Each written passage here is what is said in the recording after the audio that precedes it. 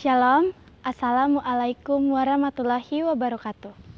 Om Swastiastu, Namo Buddhaya, salam kebajikan. Halo sahabat FG Lesson, salam literasi, ayo membaca.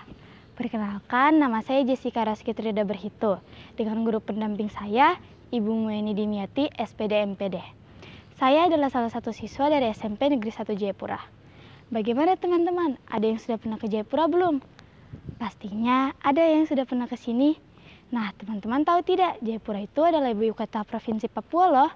Provinsi Papua awalnya bernama Irian Jaya, yang mencakup seluruh wilayah Pulau Papua termasuk Papua Barat. Nah, teman-teman, kali ini saya akan membawakan sebuah cerita rakyat dari Papua yang berjudul Asal-Usul Nama Irian. Cerita ini ditulis oleh Kak Dianka. Mari kita simak ceritanya ya. Asal-usul nama Irian. Di kampung Sopen, Biak Barat, ada seorang yang menderita kudis. Namanya Manana Makerdi. Karena kudisnya, tubuh Manana Makerdi menjadi berbau tidak sedap. Dan dia dikucilkan oleh teman-temannya. Manana Makerdi bukannya tidak berusaha. Dia sudah berobat ke sana kemari. Namun tak berhasil. Tubuhnya tetap saja kudisan. Lama-kelamaan, Manana Makerdi tidak betah tinggal di kampungnya. Dia memutuskan pergi dari sana. Aku akan mencari wilayah baru. Bila perlu, yang tidak ada penduduknya. Jadi, tidak ada yang terganggu dengan kudisku. Tekadnya. Manana Makerdi mulai berjalan. Dia berjalan jauh hingga bertemu seorang nelayan. "Kamu mau kemana?" tanya nelayan. "Tidak tahu, Pak. Aku hanya mau mencari tempat tinggal," sahut Manana Makerdi. Nelayan itu iba melihat kondisi Manana Makerdi. Dia lalu memberinya tumpangan sampai ke Pulau Miok Budi di Biak Timur. "Di sana, kamu bisa memulai hidup baru, Nak," kata nelayan itu. Nelayan itu benar. Pulau Miok Budi amat subur dan tidak ada satu orang pun tinggal di sana. Manana Makerdi bergegas membangun sebuah gubuk. Dia pun memulai hidupnya yang baru.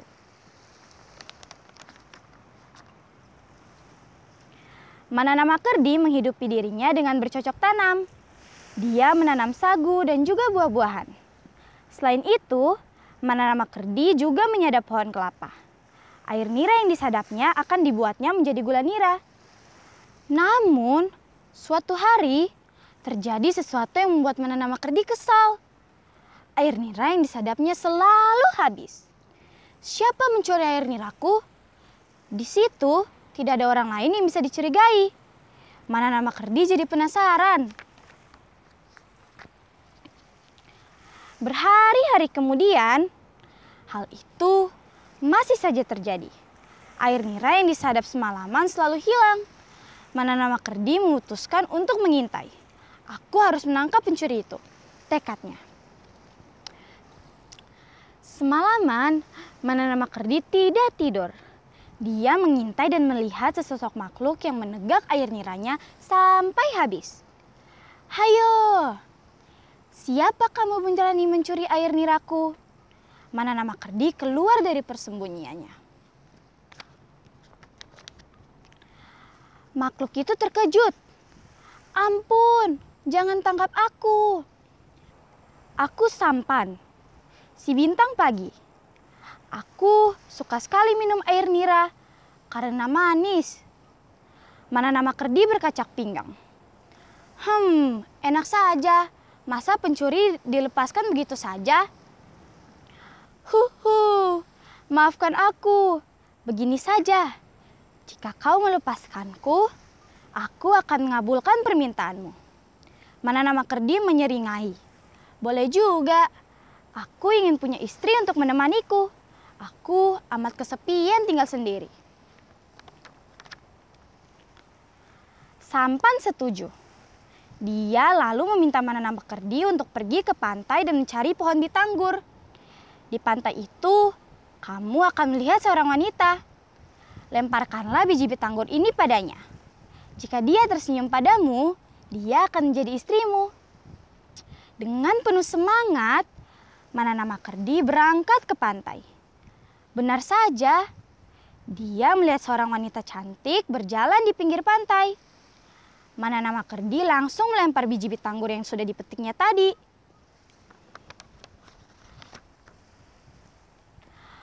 Pluk! Biji itu mengenai kaki si wanita. Wanita itu menoleh dan melihat seorang pria bekudis yang sedang mengamatinya. Anehnya, wanita itu tidak takut. Dia malah tersenyum. Manana Makerdi mendekati wanita itu dan memperkenalkan dirinya. Ternyata wanita itu adalah Insaraki, putri kepala suku kampung Meok Bundi. Manana Makerdi memberanikan diri untuk melamar Insaraki. Insaraki pun setuju. Mereka berdua lalu menikah dan tinggal di kampung Meok Bundi. Sayangnya, para penduduk kampung Meok Bundi tidak tahan dengan bau kudis di tubuh Manana Makerdi. Mereka pun berbondong-bondong meninggalkan kampung. Insaraki dan ayahnya menjadi sedih. Melihat kesedihan mertua dan istrinya, Manana Makerdi pun berusaha mencegah para penduduk untuk pindah. Kalian, jangan pergi.